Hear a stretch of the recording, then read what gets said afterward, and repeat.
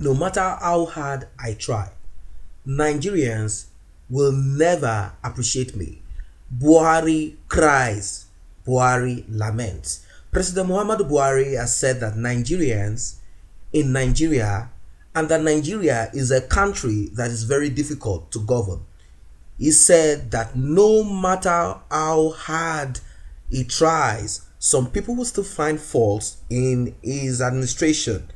Adding that as a leader, he has to accept the challenges of leadership and learn to live by them.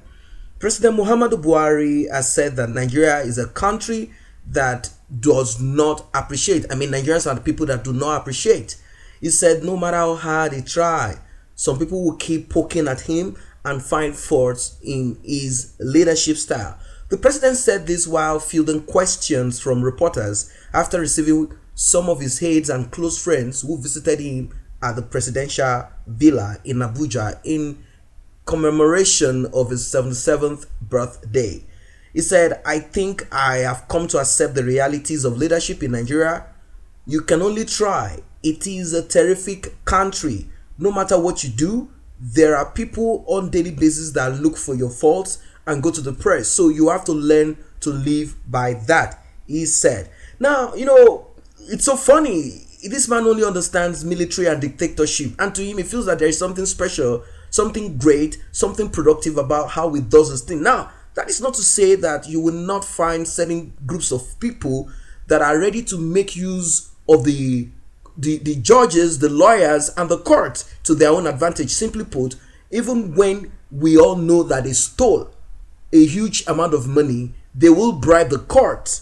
And when the judge gives the final verdict and say he's not guilty and all of that, when you can actually see that there is no way this man could have gotten that amount of money to be able to buy 5 private jets, own this company when he was just a lecturer in the university, he joined politics, he became a governor. How did he come about this? We all know that the means does not, we all know that what we are seeing, the physical things that we are seeing, does not match the income. So we all know all of this. So there is a possibility of people making use of, trying to bribe another. Then that is when we have other enforcement agencies that will keep pushing and investigating and bringing out to light. That is how it's done in a democratic society, in a democratic country. When you realize that it seems as if these judges, they might be bribed and they might act this way, they might do this way. It's all right.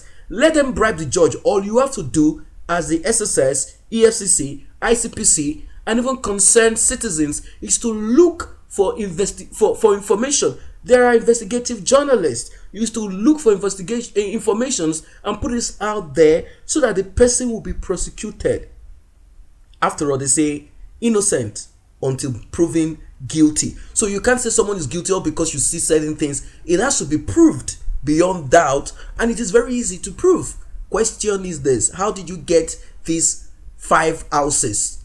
Your salary is this amount of money. We'll have to calculate it.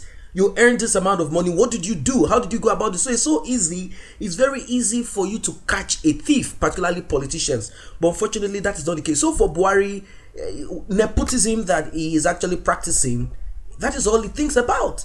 He feels that is the way forward, practicing nepotism, closing your eyes when criminals from your own region, family, friends, and all of that, you close your eyes, you act like you don't see them, all because they are your own family members, but then you are quick and swift to put some people in jail. And sometimes they allow some people around their own circle to go to jail so that those ones are expendable, so that it doesn't appear as if they are doing nothing about it. All right, let us quickly run through few reactions from people whilst you also drop in yours. If someone say they are going to celebrate Christmas without fuel scarcity, they are no longer afraid of Boko Haram bomb in Abuja.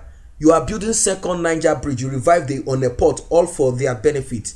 They enjoyed your End Power and other social investment programs. You close the border so their locally produced products can thrive.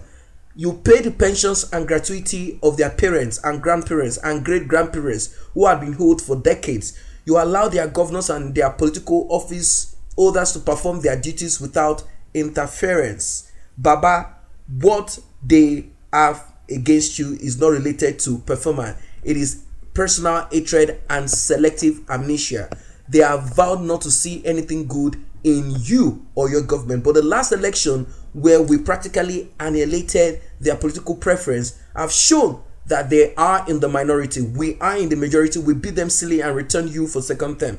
Baba, please don't run this country based on their useless noise. Run it with firm integrity and maximum focus that you are known for, and also continue to jail the looters of our treasury. Happy 77th birthday, my dear President. Major General Muhammad Buhari, retired, GCFR. Well, that's a mouthful. That is what someone is saying in response to what Buhari has just said. Another one said, the most difficult set of creatures to rule on earth, I would rather use the word not rule, lead on earth, are human beings. Some of them think upward, some think downward, while some think sideways. Even if you sell the country and divide the money equally and give individually to all citizens, people will still complain. Some are just brought up with hatred in their hearts by default and never appreciate for once. Some are born after morality packed out of their families. No atom of morality can be traced to them. Obasanjo was there, they complained. Jonathan was there, PhD with Mama Peace, they complained. Buhari is there, they are still complaining. My able Buhari, happy birthday, may God Almighty bless you. So guys, you agree to these comments that people are coming up with, saying you will always complain? That's because for me, we've not had anyone that is totally free of corruption. At least we are talking about 80% free of corruption. There is no country in this world, there is no government in this world that is free of corruption. But then we are talking about the rule of law being held on to, and transparency. But unfortunately, that is not the case. A lot of ministries, a lot of companies are giving out contracts. They are giving contracts to, and yet we don't know what is happening there. These things are also a big issue. Yes, we know that they claim that the Senate that has become so bloated, they are so much of a criminal that they need bribe before they pass in the budget and all of those things. We heard that all of those things are out of the way, but then there are still some other form of corruption, and that is, for example, Gandola. The video is out there. He's a thief. He did all of that, but then he's still innocent until proving that he's guilty. He went to court. Somehow they claim he's not guilty. Question is this: Gandola, what is that money for? He can say, yes, I was just doing a video just to show that I'm holding on to $1. He could say that, but then there are ways that he could track all of this. Someone say he's not a dictator. Somehow his governing doesn't go well with what Nigerians want. Corruption has eaten deep into us. We don't see it as a taboo. When he fought corrupt politician, he's seen as a dictator.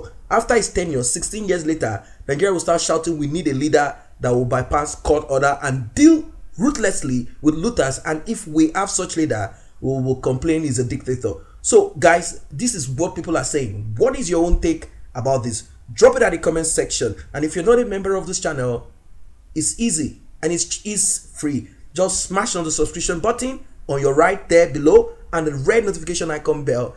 That will alert you whenever videos such as this are uploaded. Thanks for stopping by.